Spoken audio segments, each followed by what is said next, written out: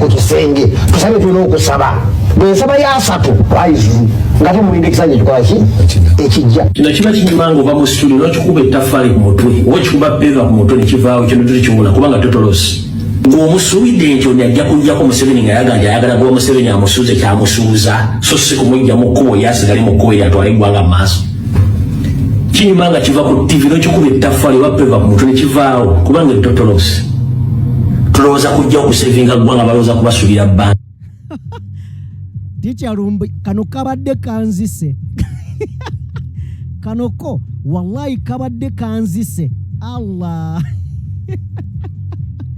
oh my goodness nango oba mu studio n'okikuba ettaffaali ku mutwe oba ekikuba peva ku mutwe nekivaawo kino tulikiwuna kubanga totolosi mbutuufu ebisajja bya DP Block ebisajja binyiiza kiyinza okunyiiza okwewala okubaluka n'oseka busesi barenewe bwe tuba nga tuvuddeko eyo tugenda kubeera nga tuweyongeza bingi ebifaananako bwe bityo abantu babiri bakwatiddwa nsonga ki byekuusa ku mafuta g'eggwanga Uganda mu ngeri y'emu eggwanga lya America lyanukudde General Muhoozi mu bukambwe limwanukudde mu ddoboozi ery'omwanguka General Muhoozi tabizaalira muzeeyi we tabizaalira kitaawe mu ngeri y'emu na Uganda munanga mpuliriza Joel Ssenyonyi Basekeza atadde kuninga Prime Minister mu Parliament y'eggwanga Uganda Prime Minister n'ayogera ebitakwatagana ate nga mu ngeri y'emu awo omukulu Joel Ssenyonyi ayongedde okulumya abayaaye bw'avuddeyo n'ategeeza abo abakemmentererwa emmeeme mu ngeri y'ettyobooko avuddeyo n'agamba abakemmentererwa emmeeme olw'okubanga nze ropo mu ngeri ey'ettyobooko musaaga ife tugenda kubeera nga tutuukiriza ebyaffe Agatha Tuhayirwe agenze mu maaso n'okubeera nga asiimibwa mu ggwanga erya America bingi byannina ate nga neyavuganyako ku bukulembeze bw'eggwanga amanyiddwa nga Katumba Oye mulina mawulire g'olunaku olwaleero mukwano gwange weekuumireko bingi ogenda beera ng'obimanya nzikiriza nsooke nkubuuzeeko nga sinnaba kubeera nga nkubuuzaako naye ndowooza nsooke nkubuuzeeko nveeyo olumu ngende mu katambi kano osiibyeyo otya munnayuganda wenna gy'osinzira okubeera ng'otugoberera abali mu bitundu by'ensi eby'enjawulo omukutu wallahi oli ku DPTV Uganda and of course yenze Sajjime abeera okubanga nkutuusaako ebintu eby'enjawulo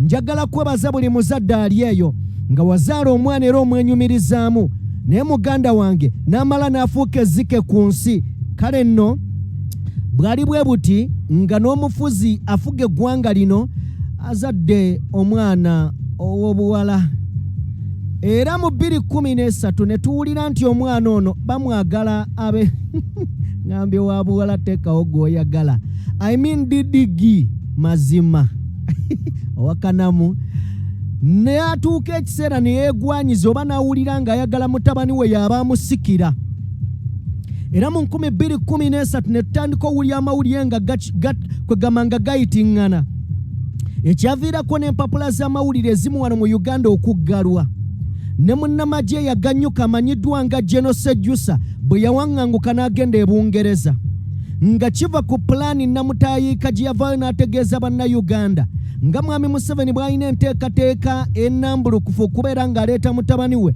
General Muhoozi naye nga wano mu Buganda basiiba batugamba kibi nnyo okulaga omwana nti gw'ogenda okunsikira wano mu Buganda basiiba babitugamba kakati wakati mu mbeera eyo njagala kubeera nga nkuzannyira luyimba ate toseka manyi bantu mmwe nangeje mwagalamu ebintu ebyonoonese muyinza okukyusa byembawadde ne mubitaputa bulala mbibawadde mu mutima mulungi era njagala mubifune bulungi wuliriza gwe wennazaala omwana n'omugawa gw'ogenda okunsikira bubaka bubwo tebugenda wa mwami Museveni bubaka bubwo oyagala okuza omwana ekimugongole mugambe kyolina amasika mupoliisi leero yongereko nakino mukwagala ssebo mubaana bedinaye gwansingira nabali olwo oliba omaze okulina ekikiko byoli bakibidde okuzunya abantu ngaawe kyatebya kati n'ensonga eyo wali abadiyongina tugende kola egizampo zenantoku ku buyinza obumpe bw'omukutu guno njagala bategeeza nga sibeebuuzizzaako nti nkaddamu nkaddamu aliwo agamba afaaki tuwa amawulire amala kugambye kale mbwewadde kati ndi dikiteeta mu kino ekintu kale ku kana akatambi ndi dikiteeta kansooke nkaddemu one more time oyagala okutya omwana ekimongoli mugambe nti oliva musika mupoliisi leero yongereko nakino nkwagala sebo mu baana bennyina yegwazingira nabali olwo oliba omaze okulima ekisibo obulole gakirinnya okutumya abantu ng'awojatemya kati n'ensonga eyo waliyo abanyonyi naye engeekula ebizampoddenandokumu embeera eri wakati w'amawanga Uganda n'eggwanga erya America nga ambasada bamuwa akaseera mpaawo kaaga lunaku lwa Monday lunaku lwa nkya aveeyo yeetonda wamu n'eggwanga lya America bw'aba teyeetonze agenda kubeera ng'afulumizibwa eggwanga lino oba oliawo bamuteeke ku etokota addeyo okwabwobwe mu America ajja akajanja wano.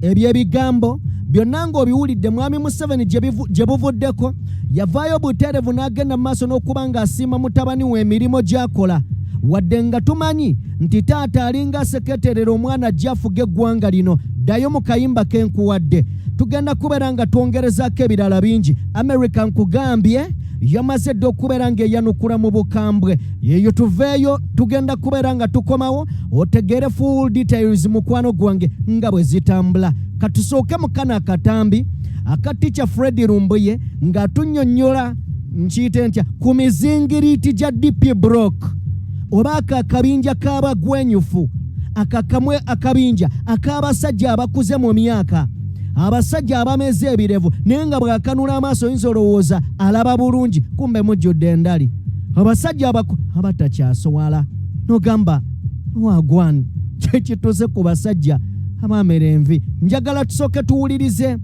akatambi kano katono nnyo. When I return tugenda kubeera nga twongerako ebintu ebirala bingi Lutamaguzi Ssemakula byaleese nabyo tulina obbiwulira gwe kiruma azaale tumuteeke ku kisenge tusabe tulina okusaba bwensaba yasatu lwaizulu nga temulindekisa ekikola ki ekijja kino kiba kinyuma ng'ova mu situdiyo n'okikuba ettaffaali ku mutwe oba kikuba peeva ku mutwe nekivaawo kino tulikiwuna kubanga totolosi ng'omusuubidde nti ono ajja kujjako Museveni nga yaganja ayagala gwa Museveni amusuuze kyamusuuza so si kumugjamu kkubo yasigale mu kkubo eryatwala eggwanga mu maaso kinyuma nga kiva ku TV n'okikuba ettaffaali oba peeva ku mutwe nekivaawo kubanga totolosi tulowooza kujja okusevinga ggwanga balowooza kubasuulira bbando. Omwami oyo Kakembo mbwa tekamwa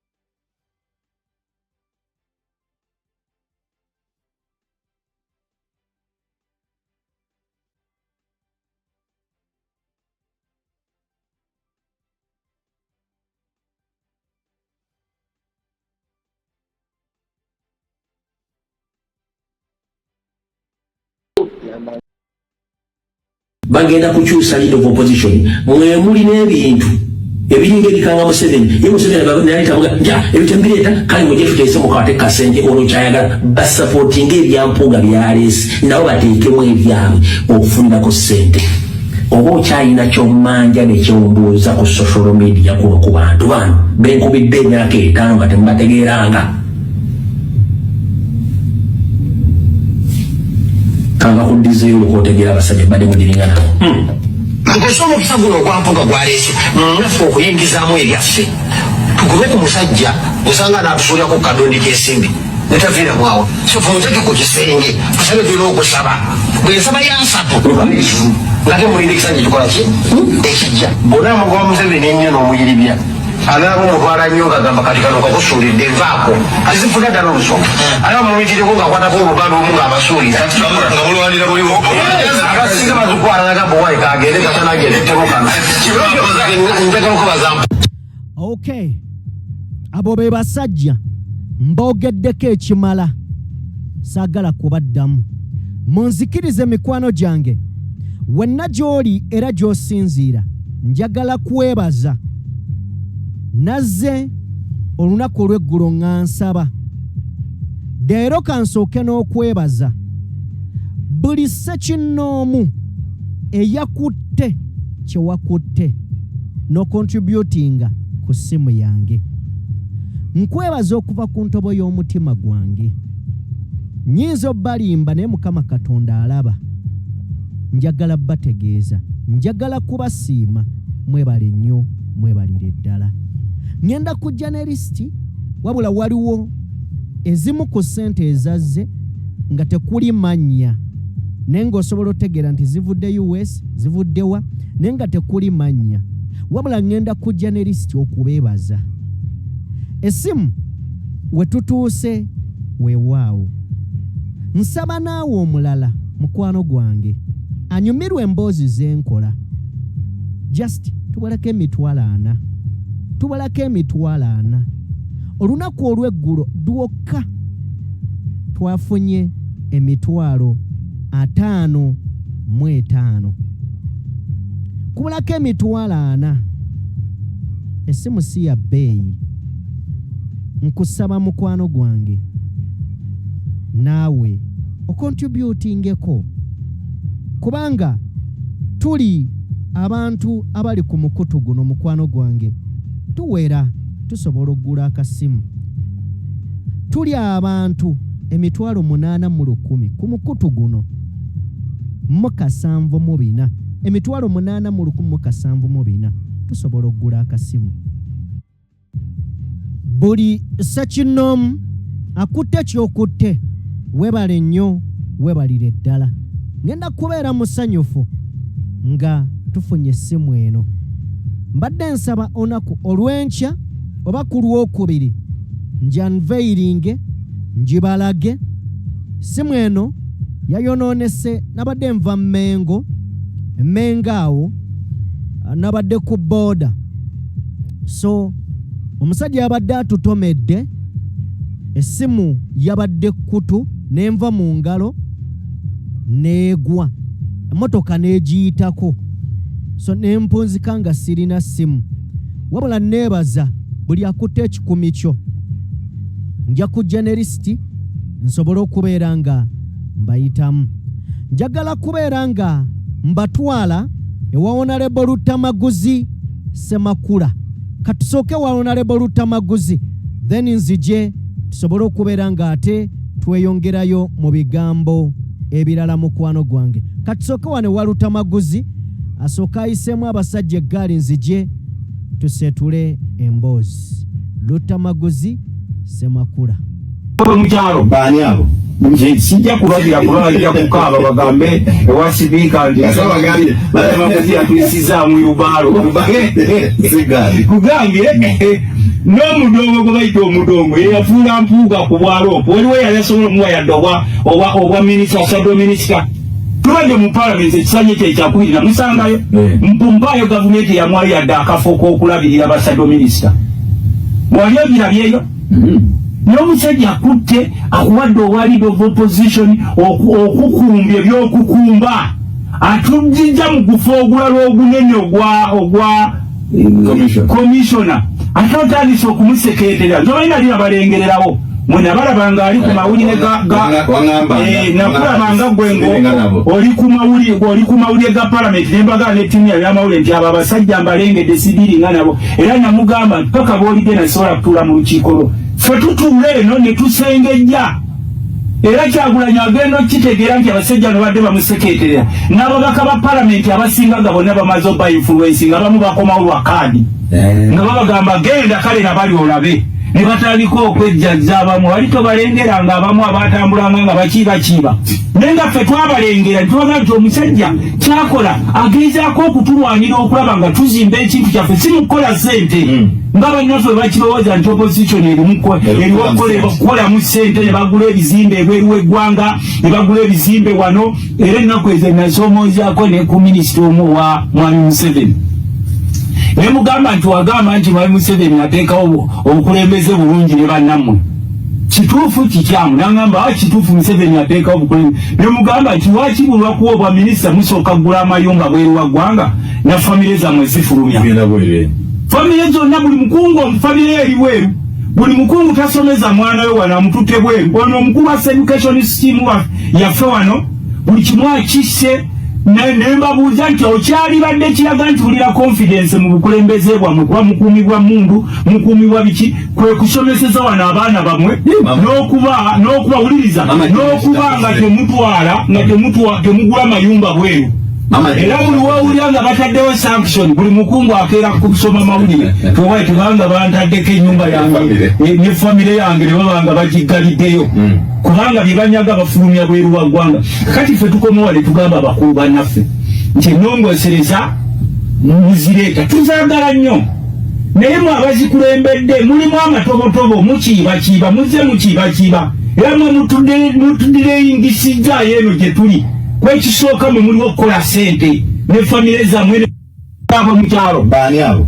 njensi oyo Honorable Lutamaguzi Semakula ennaku eziyise mabega His Excellency yayogera ebigambo bino yagamba bw'ati we are now aware that they are trying to use our former leader of opposition nga tegeeza nti kati tukimanyi nti bagezaako kukozesa eyali leader of opposition ayogera ku Mathias Mpuuga okubeera nga baligestaringa people power as a political party bali mukozesa Mathias Mpuuga okuligestaringa people power nga political party nayongera ano n'atugamba nti process tubadde tugimanyi era tubadde tukimanyi okumala emyaka 2 nga tukimanyi nti bafumba kino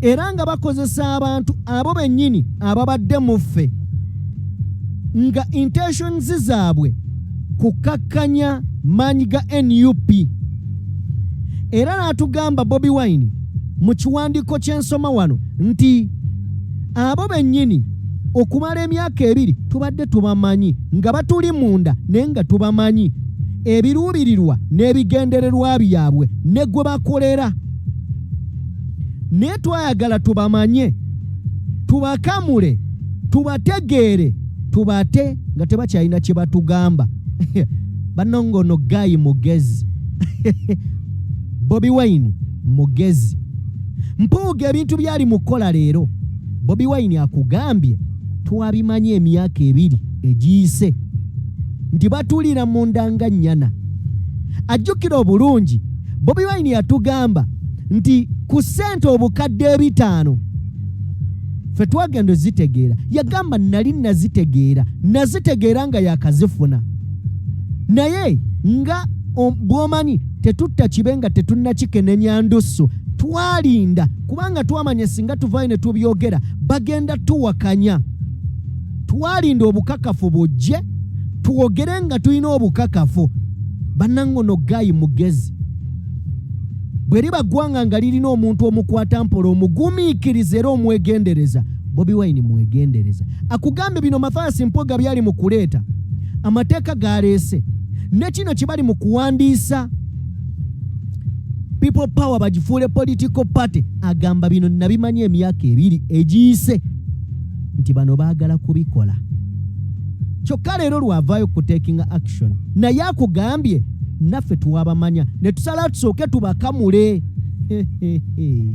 kana akasajja obake bazanyisa wanange bakamanyi bano abazanyisa Bobi Wine oba bamumanyi oba bamutegeera oba bamubulamu nakugamba wano nenkugamba nti Mpuuga bajje wa Bobi Wine ng'abamanyi naye nga bwe kyali nti yalina okufuna abantu abalina experience mu parliament awo engeri ekibiina gye kyali ekito yalina okukwata Bampuuga ababembeekereze nga bw'abalimba babeerewo bakuze bano abaana abato then abakwate ku nkoona kati Bampuuga bajja bamanyi kino kibiina kito teri alina experience ffe tuliyo tugenda bakozesa ensobi kumbe ne Bobi Wine ali mu bakozesa nsobi ekituufu kiri nti baali bazanya chess Bobi Wine n'abakuba empiki bagenda okutuuka mu maaso nga tebakyayina omuzannyo omusajja yagumazeemu. Kakati bampwaga bali mu kamunguluze awo wakati akasajja kabakuba. Bannange Bobi Wine bamukutuma omutwale nojja n'akaveera ak'ennusu 5 omusajja azitowa tebamutwalira mu kaveera nga nkima. No, bano balowooza nti ono mujega kibiina kipya tebalina kye bamanyi ne bagaaka tugende tugivuyise. Kumbe kakensa kabejja kaguje Kyagulanyi Ssentamu ali ku bbali abala bagamba bajje tusooke tubakamule tubaanike tumale tube exposing bave mu kibiina gasiya bagende. Kakati agoba buli mbuzi edde ku nkondo yaayo ye Bobi Wine. Kana akasajja kakwagaza politics, wallahi billahi talahi Bobi Wine akwagaza politics. Ne bwoba wamukyawa bw'otunula mapensa Bobi Wine gaseetula owulira ng'oyagala okwongera okumanya politics. Guy mugezi ali very intelligent. Bobi Wine watukubira bano. Kale ndowooza tuveeyo eyo bwe tubanga tuvuddeyo atwolekereke wa Joel Ssenyonyi. Joel Ssenyonyi mpoga ayina akagambo ke yatandikiriza okemmensereza emmeeme. Kakati Joel Ssenyonyi agamba bw'ati, agamba waliwo abakemmentererwa emmeeme mu ngeri ey'ettyobooko. Bakemmentererwa emmeeme mu ngeri ey'ettyobooko olw'okubeera nga nze leader of opposition ne bakkakkane. Katizooke tukafune.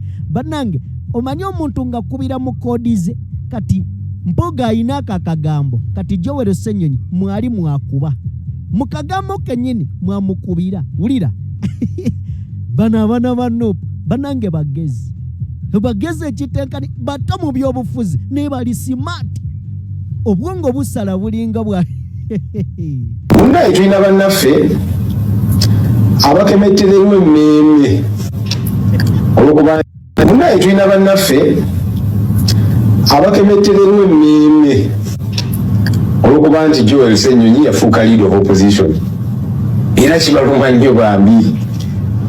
Tubasabire bannaffe abo nti baabika emitima kubeera nga bwe ŋŋambye nti yalinda bannayuganda okuba nakuwafera bwagamba nti kakati nedda etteeka lyange lino lyendeeta terukwata just ku leader of opposition.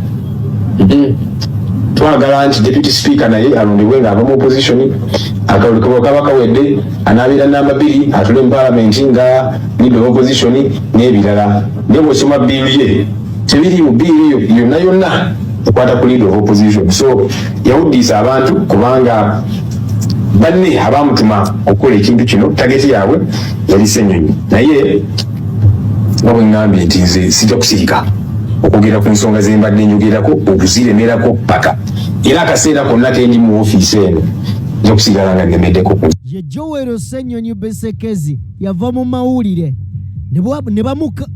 yava mu mawulire ne bamukwanga okubeera omwogezi w'ekisinde ekya People Power. N'avaayo bwe bate ne boolekera NUP National Unity Platform ye mwogezi w'ekibiina. Akuba muganda wange akunyiza buli mulebevu w'emimwa mu parliament ne gimulebeera gimukyeza wancekeche. Bana abaana banno bakukuba ye banaye ne bamuku. Kakati oyo nno ye mwogezi omukulu kakati ate ne bakuwa omwogezi omuto Alex Waiso Mufumbiro. Kasooka ne kakudemolishinga n'osooka okankana ebipalepale mu studio wenna kagenda okutandika okunyiga point boyi nga tokyayina kyogamba nsi nga buli kyofuluma balabanga gw'omujega. Arabaraba nopo muganda Bobi Wine oyina eriiso George maama nnyabo wamenyewo enjogere gamba nti eri simanyi olweyo olukadde lwe lumanyi ensonda gasi ebyo bya kisiru. Kale kyagala tuveeyo wabula nga bwe tuba tuvuddeyo tugendeko eweeyaliko yavuganyako ku ntebe enene enkulu ey'eggwanga amanyiddwa nga Katumba Oye ayina bye yeemulugunya naye nange nina bye mbuuza. Kakati ono yayitawo okujja ku ballot paper ya 2021 mbutuufu amazima ga Katonda mu ggulu ono yayitawo mulabe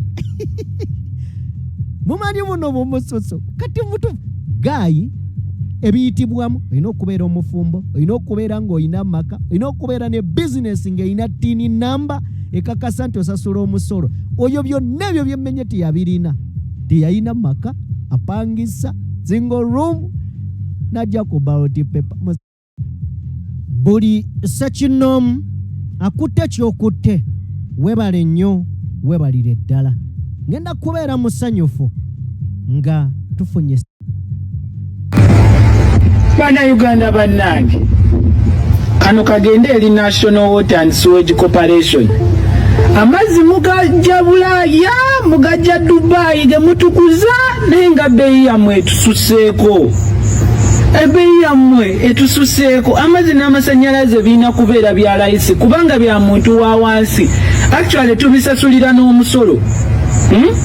Naye amazzi mulinganga amazzi ge Dubai mu ddungu gali cheaper than amazzi agaffe wano e Uganda balina Lake Victoria ne River Nile n'emyala buli wamu. Kiki mugezaako kola? Kululi nateekayo posti yange ku gundi ne mugijjayo. Naye amazzi mu revisinge n'amasannyalaze bbeeyi etususeeko nammwe. Mulekerawo okutubba, kyemutubyeko kitumala. Gwe tubalekeramu nko Uganda yammwe eno nga mwefe abanaku mulabe oba munaagisobola. Bannayuganda bannange, kano kagende eri National. Oyo ye Katumba Oye kugambye ye yavuganyako ku ntebe nnene ey'eggwanga. Oyinza okuwakana omanyi mwagala okuwakana.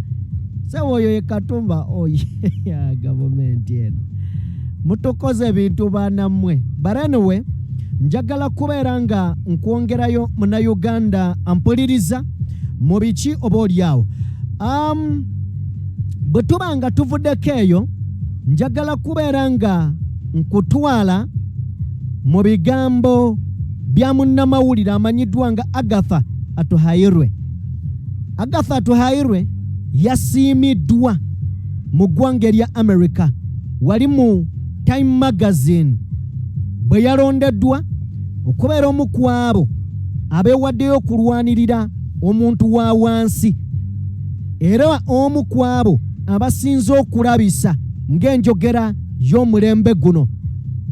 Omuwala ono oba omukyalo ono y'omu ku baatandika kampeyini eyaleetera oba eyavaamu ow'ekitiibwa Mathias Mpuuga okakasa nti yalya ebitaano. Kampeyini ono omukyala n'omukulu amanyiddwa nga James Paya Ssentongo kosa ne Kakwenza Rukirabashaija be bagiwumamu omutwe. Katuwulire oba olyawo ebirungi byaguddemu. Katusooke tuwulirize ebyo byaguddemu. Ateekayo posti yange ku Agatha Atuhairwe. Bannayuganda bannange, Katumba Oye vaayo gasiya bululu. Okay, Agatha Atuhairwe nti basi aba Time Magazine bagambye nti basiimye Munnayuganda ayitibwa Agatha Atuhaire.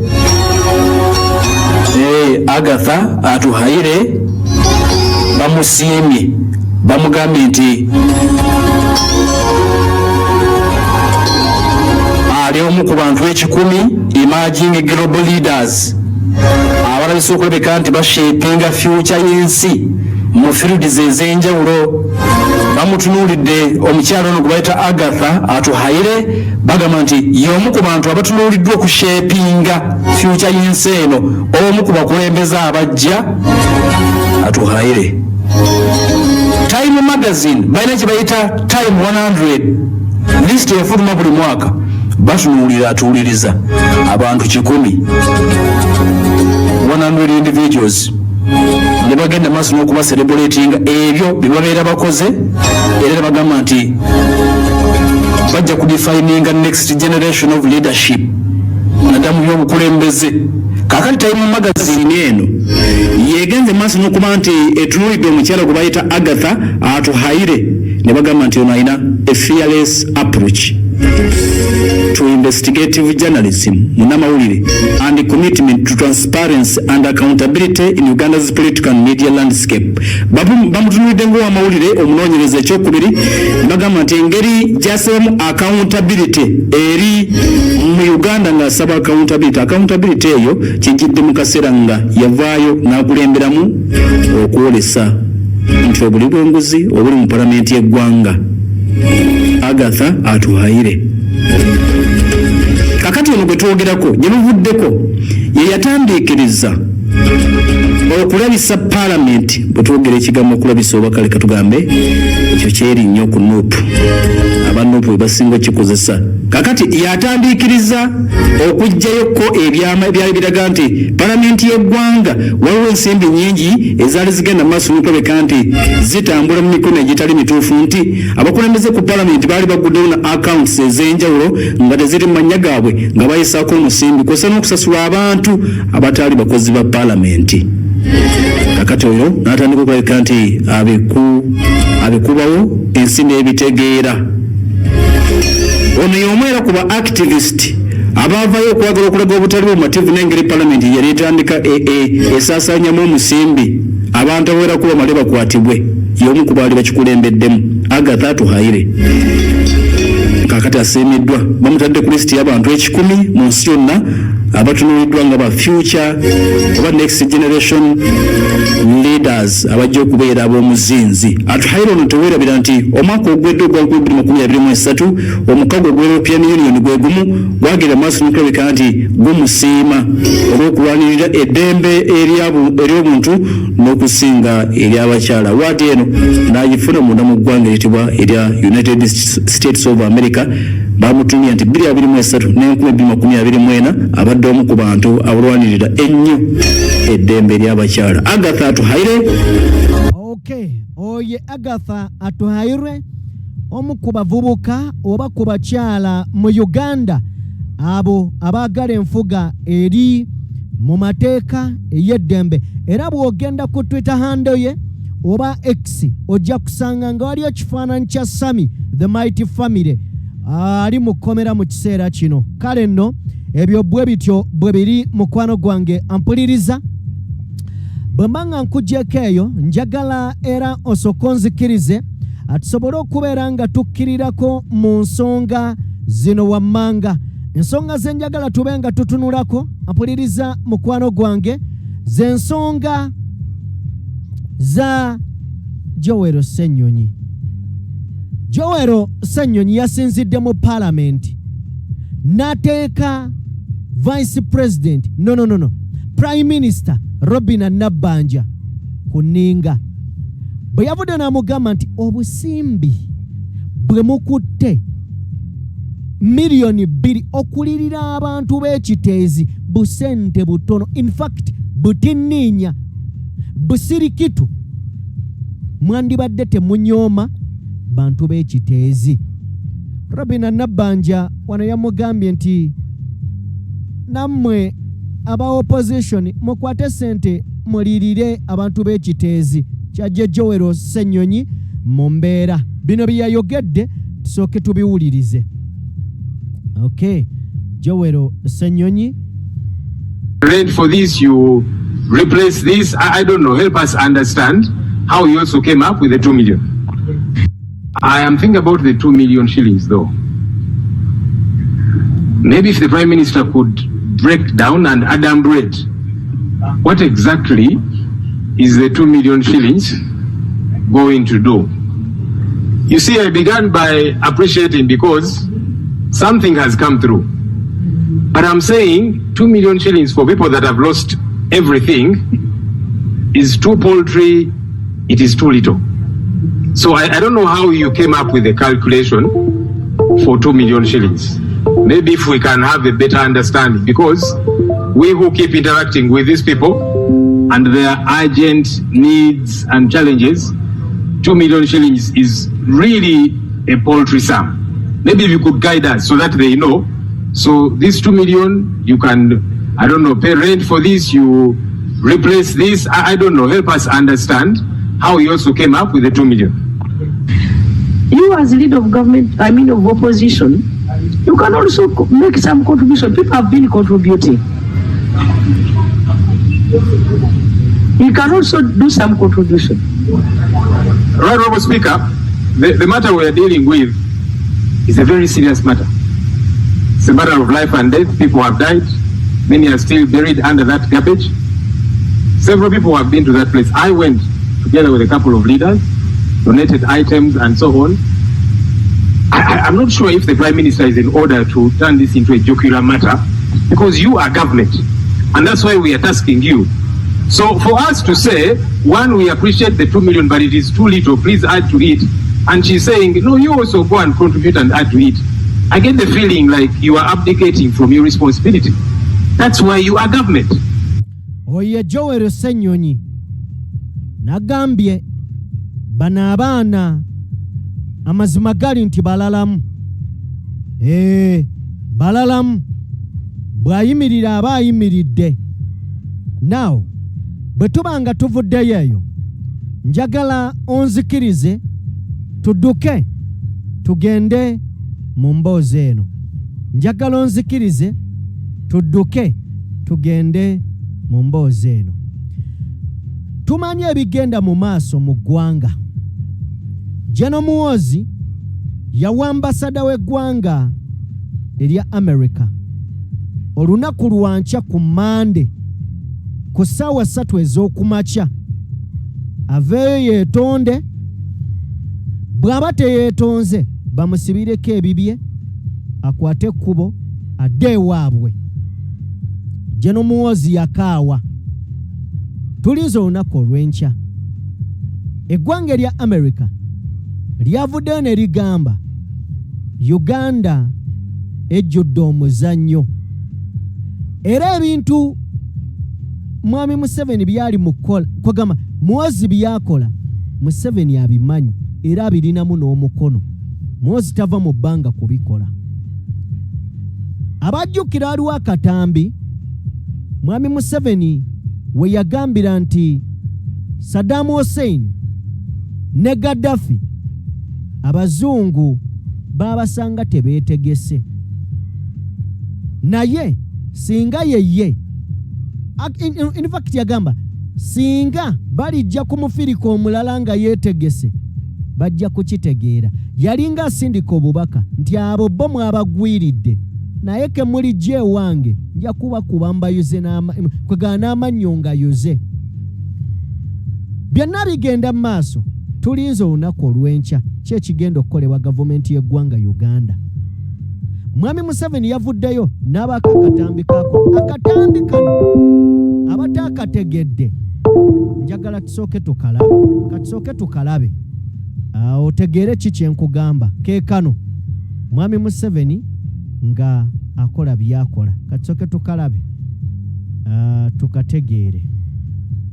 Now, one time,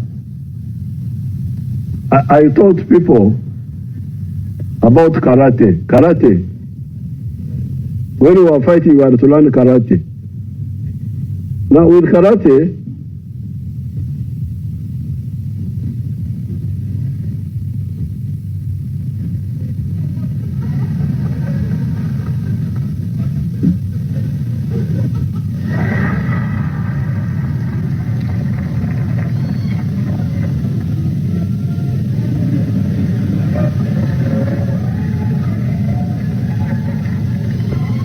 now,